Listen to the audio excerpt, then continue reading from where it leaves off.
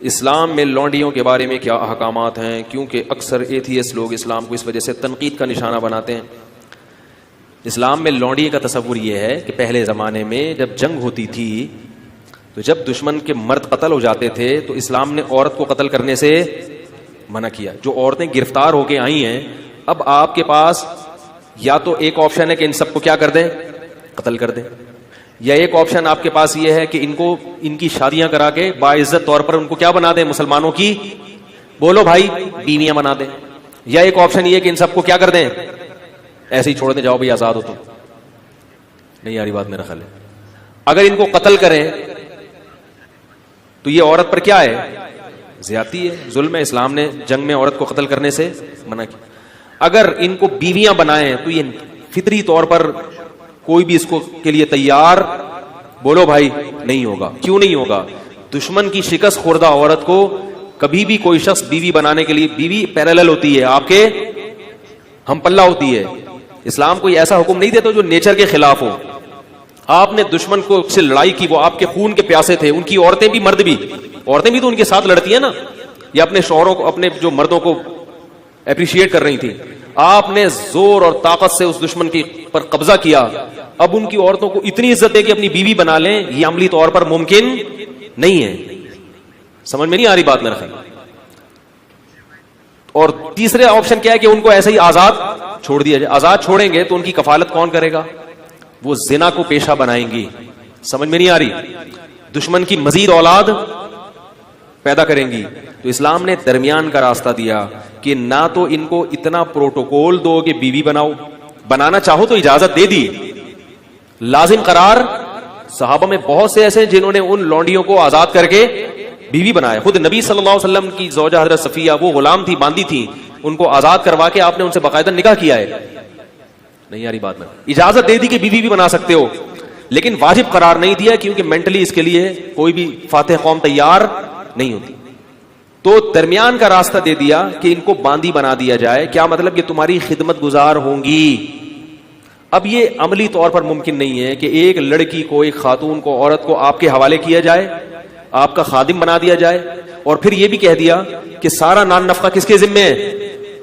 یعنی ریاست نے ان عورتوں کی ذمہ داری اپنے کندھوں پہ ڈالنے کے بجائے مجاہدین پر, ارے بولتے کیوں نہیں, تقسیم کر دی. ریاست اپنے ذمہ اگر ان کا نان نفقہ ڈالتی تو ریاست کو ان سے کوئی فائدہ نہیں تھا. اور ان عورتوں میں بھی تو سیکچوئل ڈیزائرز ہوتی ہیں. اب دیکھو کشمیر میں جب زلزلہ آیا بالاکوٹ میں, کئی ٹرسٹ بن گئے. میں اس وقت چیخ رہا تھا, حالانکہ میں بہت چھوٹا تھا اس وقت عمر میں چیخ رہا تھا کہ اس وقت مہم چلاؤ, یہ عورتیں جن کے مرد قتل ہو گئے ہیں یا بیچارے شہید ہو گئے ہیں زلزلے میں, ان کی شادی کا کوئی انتظام.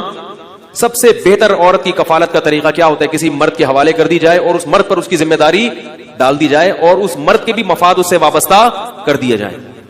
لیکن ہمارے یہاں ان چیزوں پہ کوئی بات بھی کرے تو کیا ہوتا ہے, اس کو بیوقوف سمجھتے ہیں لوگ. عیدی سینٹر حل تھوڑی ہے ان مسائل کا. تو اسلام نے یہ نہیں کہا کہ ریاست ان کی ذمہ داری اٹھائے گی. اسلام نے کیا کیا, وہ مجاہدین پر اس کو تقسیم کر دیا اور باندی بنا دیا کہ تم اس کے مالک ہو. سمجھ رہے؟ اور اس مالک ہونے کا تم کیا فائدہ اٹھاؤ گے کہ یہ تمہاری خدمت کرے گی, اور یہ کیا فائدہ اٹھائے گی کہ اس کی ساری زندگی ذمہ داری بولو بھائی نان نفقہ کس کے کندھوں پر ہے؟ تمہارے کندھوں پر. تو اس سے بہتر صورت ممکن سوٹیبل کوئی صورت ہو ہی نہیں سکتی تھی.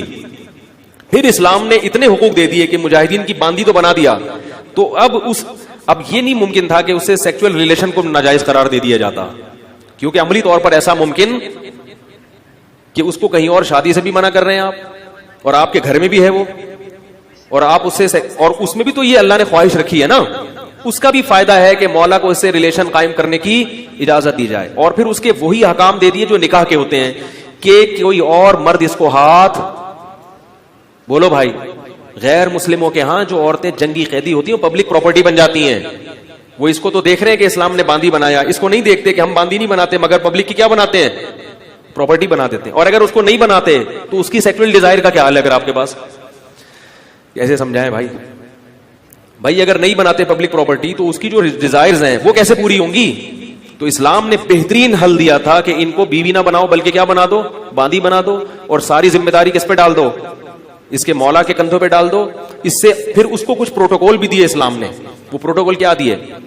نمبر 1 قرآن نے کہا کہ قسم کھا کے اگر توڑ دے تو غلام یا باندی آزاد کرنی پڑے گی. اگر قسم کھا کے آپ نے توڑ دی, آپ کی ملکیت میں اگر باندی یا غلام ہے تو وہ آزاد کیے بغیر کفارہ ادا.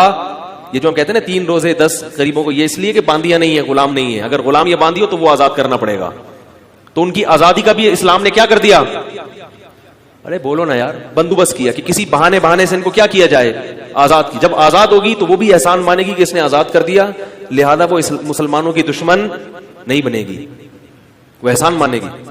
اور دوسرا پروٹوکول یہ دیا, اور کئی کفارے اس میں. زہار میں کفارہ کیا ہے کہ باندی کو آزاد کیا جائے. کسی کا غلطی سے قتل ہو گیا, اس کا کفارہ کیا ہے, باندی کو آزاد کیا جائے. اور پھر ویسے بھی کہہ دیا کہ اگر کسی نے ایک دفعہ بھی زبان سے کہہ دیا کہ باندی آزاد ہے تو یہ ریورس نہیں ہو سکتا. مذاق میں کہہ دیا, نبی نے فرمایا مذاق میں کسی نے کہہ دیا, غصے میں کہہ دیا, جان کر کہہ دیا, لا طلاق ولا عتاق فی اغلاق, فرمایا طلاق بھی ہو جائے گی اور غلام بھی آزاد ہو جائے گا. طلاق میں تو رکھا 3 طلاقیں ہیں, اور غلام آزاد کرنے میں 1 دفعہ. طلاق میں 1 طلاق کے بعد رجوع کا حق ہے, 2 کے بعد بھی ہے.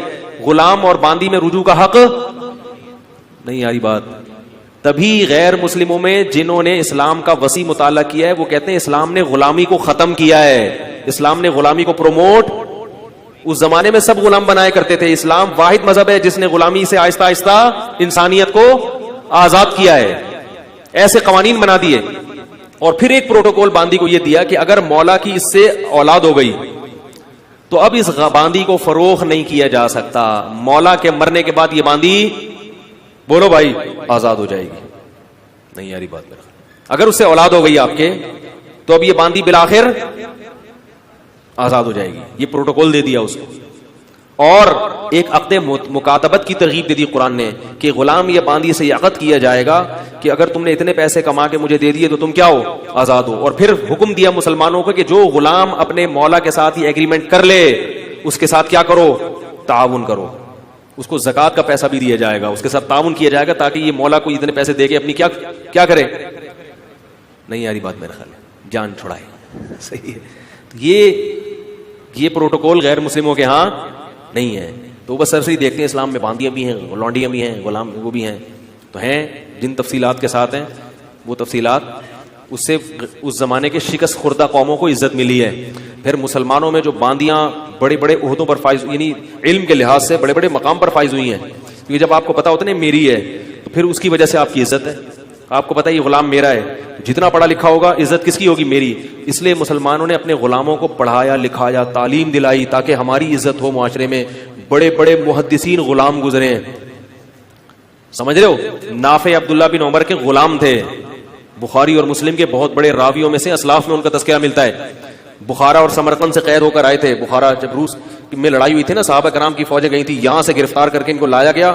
عبداللہ بن عمر کے غلام بنے اور بخاری اور مسلم کے راویوں میں سے بہت بڑے محدث, بہت بڑے حدیث کے امام. کہاں سے لائے اور کیا بن گیا. یہ ہو گیا لونڈیوں والا. آج کل لونڈیاں نہیں ہیں کہیں بھی, ہے کہیں آپ کسی ماسی واسی کو لونڈی سمجھنا شروع کر دیں.